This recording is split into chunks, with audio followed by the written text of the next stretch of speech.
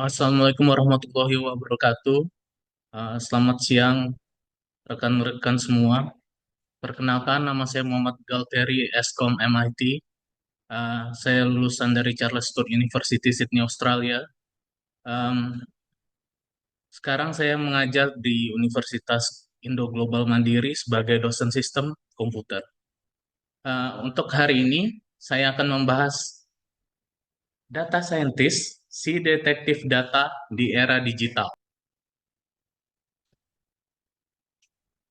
Berikut adalah sertifikasi-sertifikasi kompetensi yang saya miliki. Yang pertama, saya memiliki sertifikasi kompetensi di bidang data science dari BNSP. Kemudian saya mendapatkan sertifikasi dari Google untuk bidang data analitik. Dan untuk visualisasi, saya menggunakan Power BI. Nah, hal yang pertama yang paling kita ingin tahu itu data dulu. Jadi, apa itu data? Nah, data itu adalah informasi yang didapatkan dari berbagai sumber, bisa berupa teks, audio, gambar, ataupun video. Nah, dalam konteks data science, data adalah bahan mentah yang akan diolah menjadi informasi yang berguna, misalnya data transaksi pelanggan, data cuaca, atau data hasil penelitian. Nah, data dalam kehidupan sehari-hari itu bisa kita lihat seperti dari aplikasi cuaca atau layanan streaming yang dapat digunakan untuk menyediakan layanan tersebut. Nah, terus kita juga bisa melihat em, aplikasi cuaca yang mengandalkan data untuk memberikan perkiraan. Nah, jadi data-data itu nanti dikumpulkan, lalu diambil dari satelit dan stasiun cuaca, nanti diperkirakan nih cuacanya secara real time itu akan jadi seperti apa. Misalnya hujan atau cerah. Jadi nanti bakal tahu dari data-data yang sudah ada dari satelit dan stasiun cuaca. Terus layanan streaming yang menggunakan data kebiasaan kita untuk merekomendasikan konten. Nah, kalau kita punya Netflix nih atau Spotify, nah itu nanti kita tahu nih, oh ini orang sukanya genre romance dari pilihan film-film yang telah kita pilih. Atau musik-musik, oh ini orang yang suka musik rock. Nanti musik-musik rekomendasi yang dikasih dari Spotify itu musik-musik rock. Nah, terus navigasi berbasis data yang membantu kita dalam perjalanan sehari-hari. Nah, misal Google Maps ya, yang biasa kita pakai. Nah, Google Maps itu pasti nyari rute tercepat untuk menghemat waktu dan membantu menghindari kemacetan. Nah, sekarang apa itu data scientist? Nah, data scientist itu profesional yang menggabungkan keterampilan dalam ilmu komputer, statistik, dan pemahaman bisnis untuk menganalisis dan menafsirkan data. Mereka memanfaatkan alat-alat teknologi dan metode statistik untuk mengubah data mentah menjadi wawasan yang dapat digunakan untuk pengambilan keputusan. Nah, jadi kenapa data scientist itu penting buat perusahaan? Data scientist itu penting agar kita tuh bisa mengambil keputusan berbasis data yang lebih akurat dan efektif. Dengan menganalisis data mereka, kita bisa mengidentifikasi tren, prediksi, dan memberikan rekomendasi yang meningkatkan efisiensi, profitabilitas, dan inovasi. Nah, jadi kita itu benar-benar penting buat perusahaan untuk meningkatkan bagian-bagian yang sudah saya sebutkan. Jadi skill utama data scientist itu dia pemrograman ya. Bahasa yang digunakan biasanya Python atau R, terus ilmu dasar statistik, machine learning, serta kemampuan untuk memahami dan menerapkan wawasan bisnis. Nah, keterampilan ini memungkinkan kita untuk mengolah, menganalisis, dan menginterpretasikan data dengan efektif. Nah, ini alur kerjanya ya. Hal yang pertama kita lakukan itu pengumpulan data dulu. Jadi kita nanti minta data itu ke bagian-bagian tertentu, seperti bagian IT. Misalnya dia punya perusahaan yang eh, sudah punya database yang kompleks ya, itu langsung kita minta ke staf IT-nya, terus kita kumpulkan. Terus kita lihat nih, melakukan step yang kedua, data cleaning. Jadi kita bersihin seperti tanda koma, kita nggak boleh pakai tanda, angka satu, atau kita yang masih menggunakan web, yang www, HTTPS itu kita bersihin semua. Terus misalnya ada data-data yang kosong atau nol, nanti kita ganti atau kita ajak setiap divisi saling berbicara menentukan data-data tersebut. Karena proses pembersihan data ini paling penting. Kita tidak bisa melanjutkan ke proses analisis sebelum data ini betul-betul integritasnya terjaga. Dengan kata lain, betul-betul bisa dipertanggungjawabkan. Nah, setelah itu semua didapatkan, baru kita masuk ke analisis data. Terus kita tentukan nih, analisis itu hasilnya akan seperti apa. Jadi kita arahkan sesuai dengan kebutuhan dari perusahaan. Terus kita interpretasikan hasilnya ke stakeholder. Jadi setiap langkah yang ada di sini tuh penting. Jadi hasilnya tuh bisa diandalkan. Nah, penerapan data science itu bisa memberikan dampak nyata ya, kayak sistem rekomendasi film.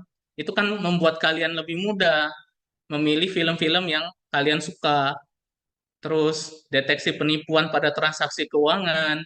Jadi kira-kira em, ada nggak nih orang-orang yang bikin bill-bill yang palsu kan? Biasanya dia serinya aneh atau nominalnya aneh di luar dari nominal yang biasa dilakukan oleh perusahaan.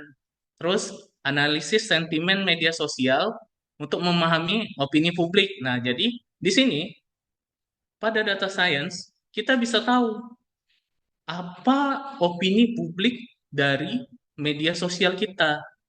Nah, dari proyek-proyek ini bisa menunjukkan bahwa wawasan dari data itu bisa diterapkan dalam kehidupan sehari-hari. Nah, kenapa data scientist disebut sebagai detektif data?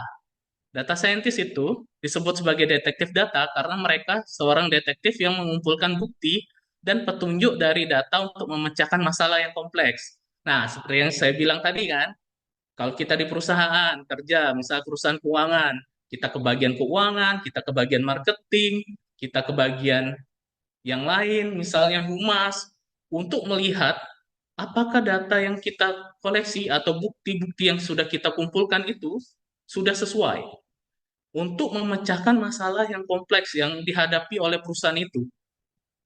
Nah, kita bisa menggali informasi tersebut dari kumpulan data besar untuk menemukan pola yang tidak terlihat secara langsung. Nah, ini ya gambarannya Sherlock Holmes ya. Nah, ini jenis-jenis detektif data ya, atau jenis-jenis pekerjaan yang ada di data science atau bidang data. Pertama itu data scientist ya. Data scientist itu dia orang yang memecahkan teka-teki yang kompleks ya. Jadi setelah kita memecahkan teka-teki yang kompleks itu, nanti kita buat hidup orang lain itu lebih mudah, perusahaan bisa lebih untung, ya metode-metode yang dipakai juga sederhana seperti statistik, pemrograman dan algoritma machine learning ya untuk mengungkap pola dan tren yang tersembunyi dalam data. Terus data analis. Nah, data analis ini ya sebenarnya dia itu mendukung data scientist untuk mengumpulkan dan menganalisis data aja. Terus dia juga membantu dalam pengambilan keputusan. Data engineer. Nah, data engineer itu dia mengolah operasi secara besar-besaran di belakang layar. Jadi dia ngurusin eh, pembuatan seperti arsitektur data ya. Jatuhnya dia itu mirip eh, database administrator tapi dengan tambahan pekerjaan pengelolaan data. Nah, untuk machine learning engineer, nah itu dia membangun dan mengoptimalkan model yang mampu mengatasi tantangan data yang rumit. Jadi kalau misalnya datanya sudah terlalu banyak, itu kita harus menggunakan machine learning ya.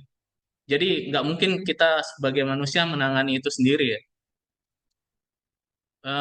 Terus bisnis intelligence analis, dia itu menyediakan wawasan yang berharga untuk organisasi ya. Jadi dia nyelidikin kasus-kasus bisnis.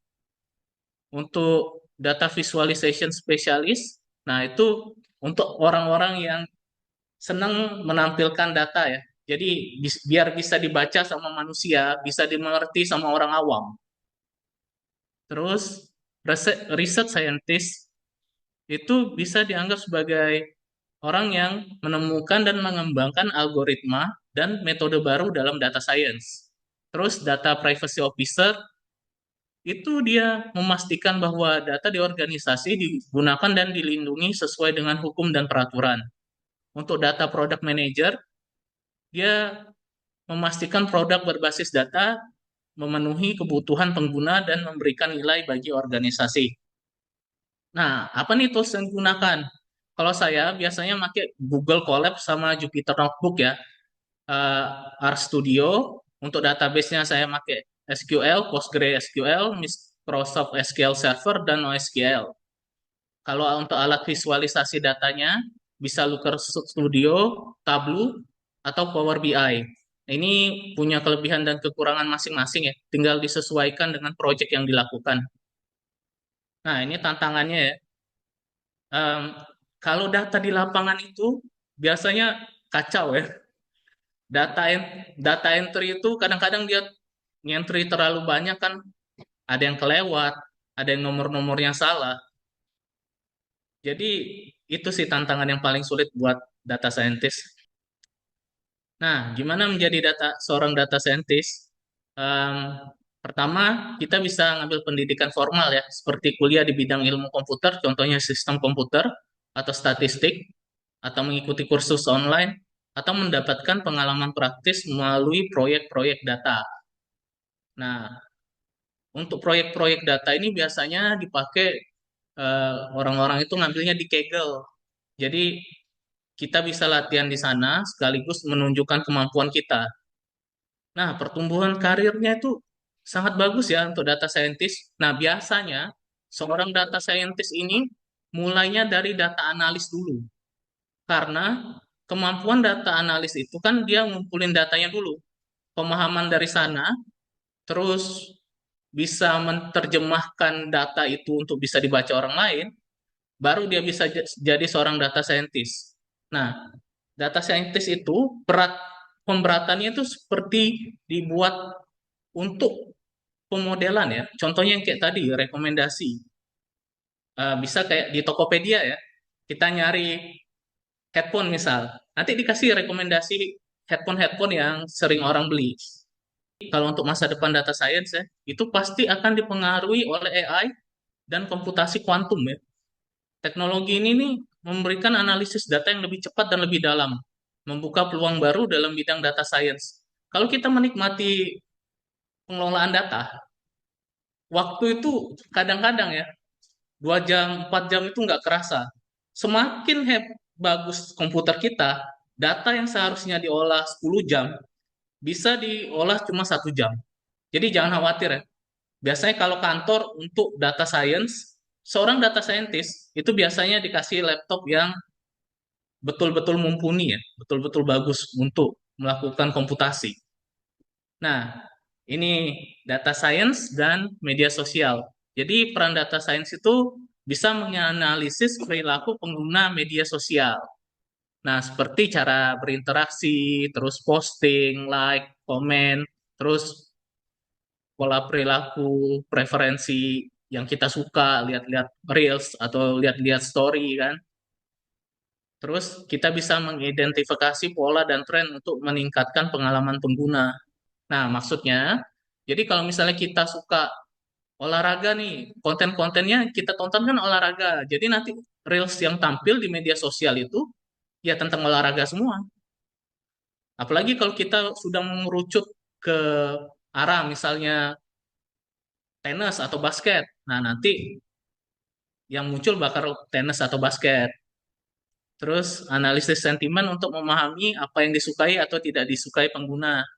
Nah, ini kita bisa ini ya, biasanya dia itu ngasih feedback ya. Kita ngasih feedback dari ini apa em, kayak Reels atau Story atau live Instagram ya atau TikTok.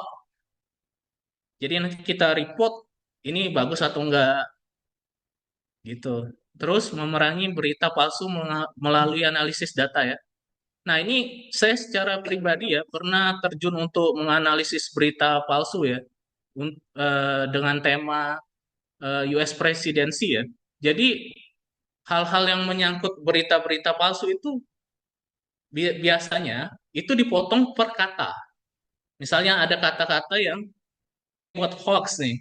Jadi nanti kalimat-kalimat dijadikan kata-kata itu dibagi, misal dibagi sebanyak 15 kata. Nah, tiap berita yang ada lebih 10 sampai 15 kata itu kami identifikasikan sebagai berita yang hoax. Apa aja sih yang dilakukan seorang data scientist? Nah, salah satunya ya untuk mengubah dunia nih. Jadi selama pandemi, data scientist itu memainkan peranan penting dalam memodelkan penyebaran virus, memperkirakan dampak, dan membantu merancang strategi penanganan seperti distribusi vaksin yang efektif ya. Terus, memerangi perubahan iklim. Jadi, kita itu bisa memantau perubahan iklim dan mengembangkan solusi untuk masalah lingkungan seperti pengurangan emisi karbon atau konservasi sumber daya alam. Nah, contoh lain di bidang kesehatan, keuangan, dan transportasi ini digunakan untuk mendeteksi penipuan, mengelola risiko, terus dalam transportasi itu optimalisasi rute dan mengurangi biaya operasional. Kalau dalam bidang kesehatan, untuk diagnosis dan perawatan yang lebih tepat. Nah, jadi ya, kalian kalau sudah pernah lihat ya, ada alat yang bisa ngoperasi manusia ya. Kita nggak, dokter itu nggak perlu turun tangan, tapi dia ngoperasiin alat.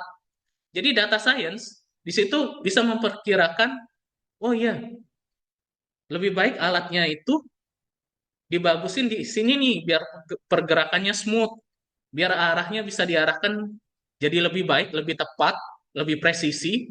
Terus kita bisa mengukur kecepatan yang diperlukan dalam operasi. Nah, terus pengaruh nyata data science dalam memecahkan masalah global ya. Nah, itu seperti kesehatan masyarakat ya, perubahan iklim dan ketahanan pangan. Nah, sekarang kita masuk ke optimasi routing dengan data science ya. Algoritma yang biasa dipakai itu biasanya kita pakai OSPF atau BGP ya.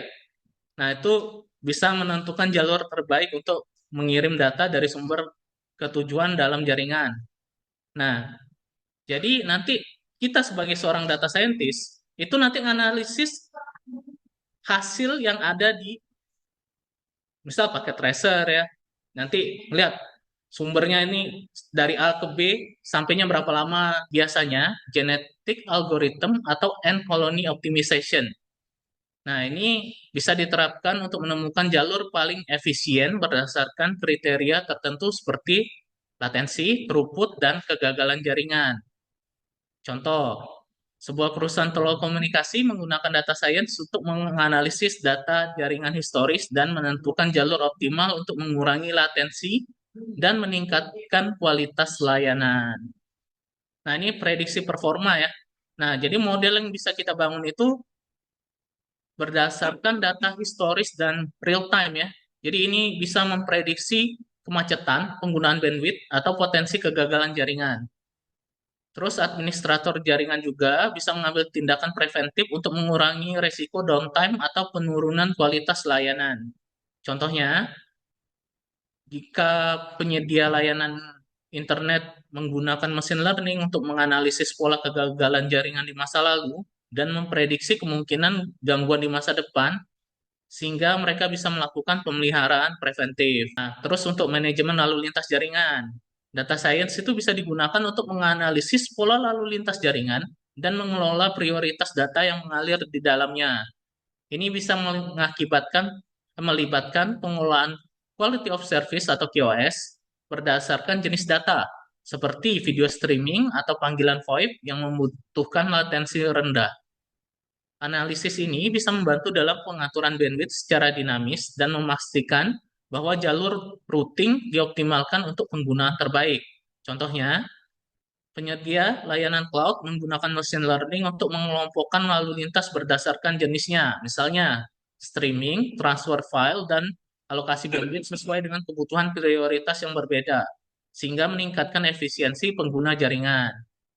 Nah, terus Untuk pengamanan nih, jadi data science itu bisa membantu mendeteksi anomali dalam lalu lintas jaringan yang mungkin mengindikasikan serangan cyber, seperti DDoS atau serangan man in the middle.